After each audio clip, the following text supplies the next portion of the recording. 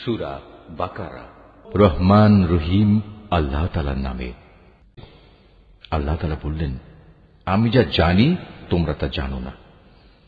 আল্লাহ তাআলা অতঃপর তাঁর খলিফা আদমকে প্রয়োজনীয় সব জিনিসের নাম শিখিয়ে দিলেন।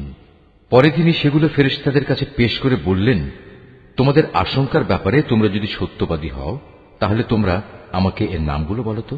ফেরেশতারা বলল, হে আল্লাহ তাআলা, তুমি পবিত্র, আমাদের তো এর বাইরে আর কিছুই জানা নেই যা তুমি আমাদের শিক্ষা দিয়েছ।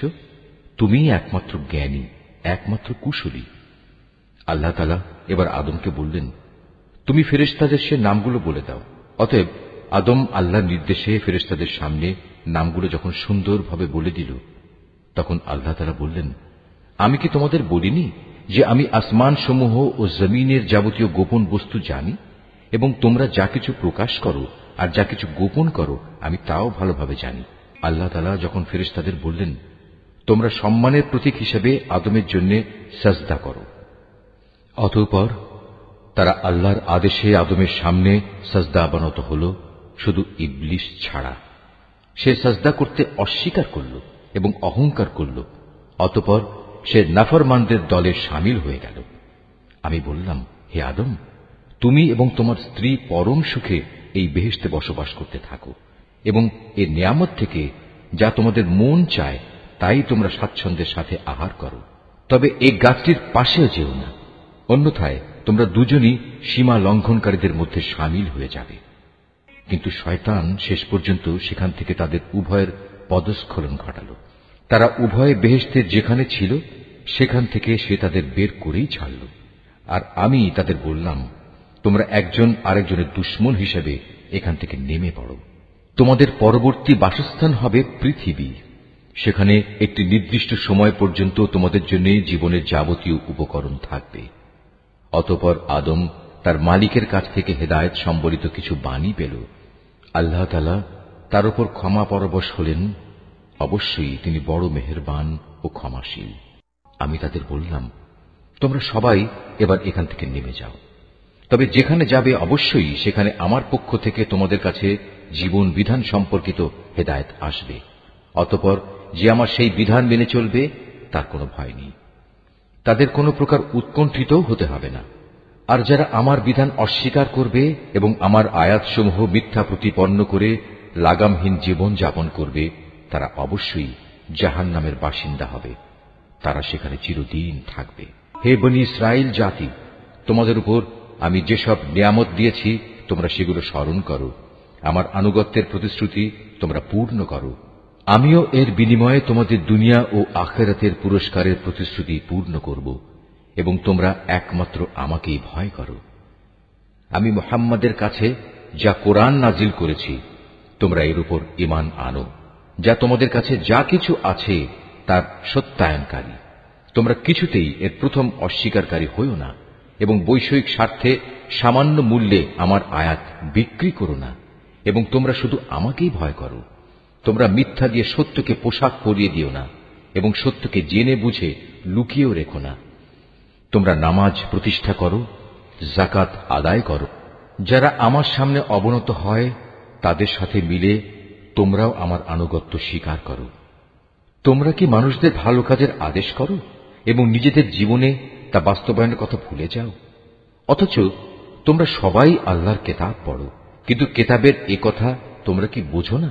হে ঈমানদার ব্যক্তিরা, তোমরা সবর ও নামাজের মাধ্যমে আল্লাহর কাছে সাহায্য চাও।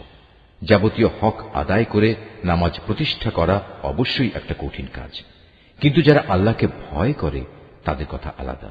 যারা জানে একদিন তাদের সবাইকে তাদের মালিকের সামনাসামনি হতে হবে এবং তাদের সবাইকে তাঁর কাছে ফিরে যেতে হবে, তার জন্য এটা কঠিন কিছু নয়। হে বনী ইসরাইল জাতি, তোমরা আমার সেই নিয়ামতের কথা স্মরণ করো যা আমি তোমাদের দান করেছি। আমার সেই নিয়ামতের মধ্যে একটি ছিল, আমি তোমাদের সৃষ্টিকুলের উপর প্রাধান্য দিয়েছিলাম। হে ঈমানদার ব্যক্তিরা, তোমরা সেই দিনটিকে ভয় করো যেদিন একজন আরেকজনের কোনোই কাজে আসবে না, একজনের কাছ থেকে আরেকজনের পক্ষে কোনো সুপারিশও সেদিন গ্রহণ করা হবে না, এবং কারো কাছ থেকে মুক্তিপণ নেয়া কিংবা তা নিয়ে কাউকে ছেড়ে দেয়া হবে না, না তাদের সেদিন কোন রকম সাহায্য করা হবে। স্মরণ করো যখন আমি তোমাদের ফেরাউনের লোকদের গোলামি থেকে মুক্তি দিয়েছিলাম, তারা তোমাদের উপর ভীষণ অত্যাচার করত। তারা নিকৃষ্ট ধরনের শাস্তি দ্বারা তোমাদের যন্ত্রণা দিত। তারা তোমাদের পুত্র সন্তানদের হত্যা করত এবং তোমাদের মেয়েদের তারা জীবিত রেখে দিত। তোমাদের মালিকের পক্ষ থেকে এতে তোমাদের জন্য বড় একটা পরীক্ষা নিহিত ছিল। আরো স্মরণ করো, যখন আমি তোমাদের জন্য সমুদ্রকে দ্বিধা বিভক্ত করে দিয়েছিলাম, অতঃপর আমি তোমাদের সমূহ মৃত্যুর হাত থেকে বাঁচিয়ে দিয়েছিলাম এবং আমি ফেরাউন ও তার দলবলকে সমুদ্রে ডুবিয়ে দিয়েছিলাম, আর তোমরা তা তো নিজেরাই প্রত্যক্ষ করেছিলে। আরো স্মরণ করো, যখন মূসাকে আমি বিশেষ একটি কাজে 40 রাত নির্ধারণ করে দিলাম, তার যাওয়ার পর তোমরা একটি বাছুরকে মাবুদ রূপে গ্রহণ করে নিলে। তোমরা এতে করে ভীষণ জুলুম করেছিলে। অতঃপর এ অপরাধ সত্ত্বেও আমি পুনরায় তোমাদের ক্ষমা করে দিয়েছি এ আশায় যে তোমরা আমার কৃতজ্ঞতা আদায় করবে। সে কথাও স্মরণ করো, যখন আমি মূসাকে কেতাব ও ন্যায় অন্যায়ের পরককারী একটি মানদণ্ড দান করেছি, যাতে করে তোমরা হেদায়েতের পথে চলতে পারো। আরো স্মরণ করো, মূসা যখন তার নিজ লোকদের কাছে এসে বলল, হে আমার জাতি, তোমরা আমার অবর্তমানে বাছুরকে মাবুদ হিসেবে গ্রহণ করে যে বড় রকমের জুলুম করেছ, তার জন্য অবিলম্বে আল্লাহর দরবারে তওবা করো এবং তোমরা তোমাদের নিজেদের শিরকে অভিশপ্ত নফস সমূহকে হত্যা করো। এর মাঝেই আল্লাহর কাছে তোমাদের জন্য কল্যাণ রয়েছে। অতঃপর আল্লাহ তাআলা তোমাদের উপর ক্ষমা পরবশ হবেন, কারণ তিনি বড়ই ক্ষমাশীল ও অনুগ্রহকারী। তোমরা যখন বলেছিলে, হে মূসা, আমরা আল্লাহকে প্রত্যক্ষভাবে না দেখলে কখনো তার উপর ঈমান আনব না, তখন এ ধৃষ্টতার শাস্তি হিসেবে মুহূর্তের মধ্যেই বজ্রের মতো এক গজব তোমাদের উপর নিপতিত হল, আর তোমরা তার দিকে চেয়েই থাকলে, কিছুই করতে পারলে না। অতঃপর এই ধ্বংসকর মৃত্যুর পর তোমাদের আমি পুনরায় জীবন দান করলাম, যাতে করে তোমরা আমার কৃতজ্ঞতা আদায় করতে পারো। আমি তোমাদের উপর মেঘের ছায়া দান করেছিলাম, মান এবং সালওয়া নামক খাবারও তোমাদের জন্য পাঠিয়েছিলাম। আমি তোমাদের বলেছিলাম, সেসব পবিত্র খাবার খাও যা আমি তোমাদের দিয়েছি, তা তোমরা উপভোগ করো। নিয়ামত অবজ্ঞা করে তারা আমার উপর কোনো অবিচার করেনি, বরং এর দ্বারা তারা নিজেরাই নিজেদের উপর জুলুম করেছে। স্মরণ করো, আমি যখন তোমাদের বলেছিলাম, তোমরা এই জনপদে ঢুকে পড়ো এবং তোমরা তার যেখান থেকেই ইচ্ছা স্বাচ্ছন্দ্যে আহার করো। দম্ভ সহকারে প্রবেশ না করে মাথা নত করে ঢুকো। তোমরা ক্ষমার কথা বলবে, আমিও তোমাদের ভুল ত্রুটিসমূহ ক্ষমা করে দেব, এবং যারা ভালো কাজ করে আমি এভাবেই তাদের পাওনার অঙ্ক বাড়িয়ে দেই। সুস্পষ্ট হেদায়েত সত্ত্বেও অতঃপর জালিমরা এমন কিছু ব্যাপার রদবদল করে ফেলল, যা না করার জন্যই তাদের বলা হয়েছিল। আমিও এরপর যারা জুলুম করল তাদের উপর আসমান থেকে গজব নাজিল করলাম। মূলত এটা ছিল তাদের গুনার ফল। যখন মূসা আমার কাছে তার জাতির লোকদের জন্য পানি চাইল, আমি তাকে বললাম, তোমার হাতের লাঠি দিয়ে তুমি এই পাথরে আঘাত করো। আঘাত করা মাত্রই সে পাথর থেকে 12টি পানির নহর উৎপন্ন হয়ে গেল। প্রত্যেক গোত্রই নিজ নিজ পানির ঘাট চিনে নিল। আমি বললাম, আল্লাহর দেয়া রিজিক থেকে তোমরা পানাহার করো, তবে আমার জমিনে বিপর্যয় সৃষ্টি করে বেরিও না। স্মরণ করো, তোমরা যখন মূসাকে বলেছিলে, হে মূসা, প্রতিদিন একই ধরনের খাবারের উপর আমরা কিছুতেই আর ধৈর্য ধরতে পারব না। তুমি তোমার মালিকের কাছে বলো যেন তিনি কিছু ভূমিজাত দ্রব্য, তরিতরকারি, পেঁয়াজ, রসুন, ভুট্টা, ডাল উৎপাদন করেন। সে বলল, তোমরা কি আল্লাহর পাঠানো এই উৎকৃষ্ট জিনিসের সাথে একটি তুচ্ছ ধরনের জিনিসকে বদলে দিতে চাও? যদি তাই হয়, তাহলে তোমরা অন্য কোন শহরে সরে পড়ো, যেখানে তোমাদের এসব জিনিস যা তোমরা চাইবে তা অবশ্যই পাওয়া যাবে। আল্লাহ তাআলার আদেশ অমান্য করার ফলে শেষ পর্যন্ত অপমান ও দারিদ্র্য তাদের উপর ছেয়ে গেল। আল্লাহর গজব দ্বারা তারা আক্রান্ত হয়ে গেল।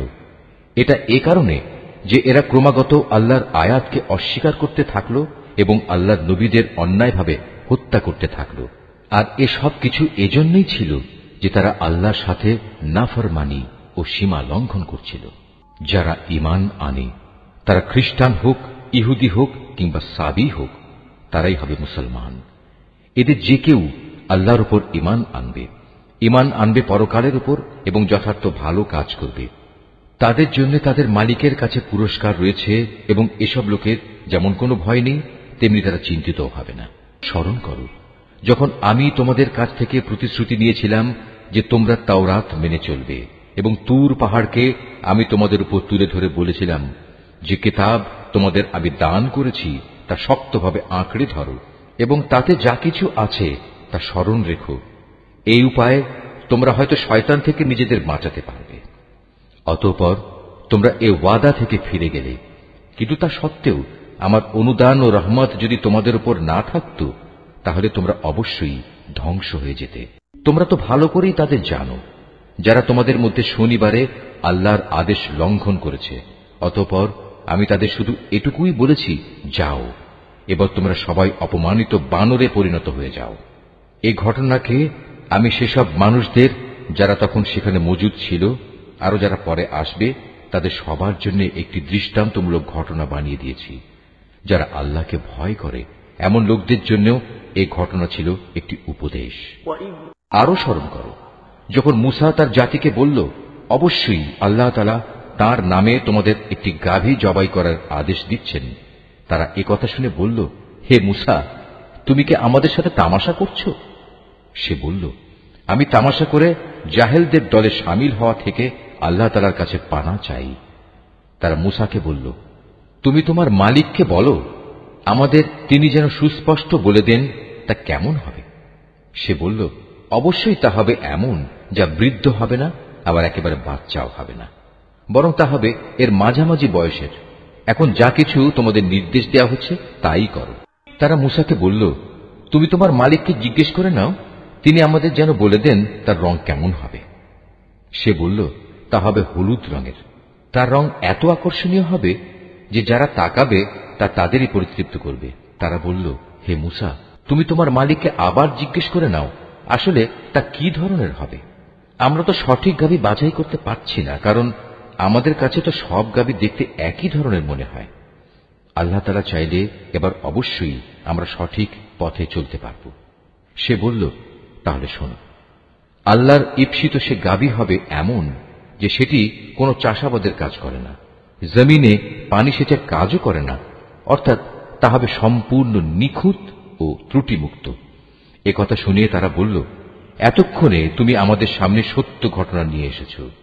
অতঃপর তারা এ ধরনের একটি গাভী জবাই করল, যদিও ইতিপূর্বে মনে হয়নি যে তারা এ কাজটি আদৌ করতে চায়।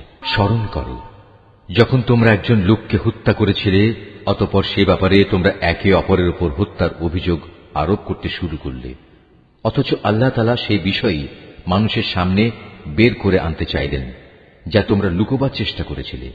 হত্যাকারীকে খুঁজে বের করার জন্য আমি তোমাদের বললাম, কোরবানি করা সেই গাভীর শরীরের একাংশ দিয়ে তোমরা একে মৃদু আঘাত করো। এভাবেই আল্লাহ তাআলা মৃত ব্যক্তিকে জীবন দান করবেন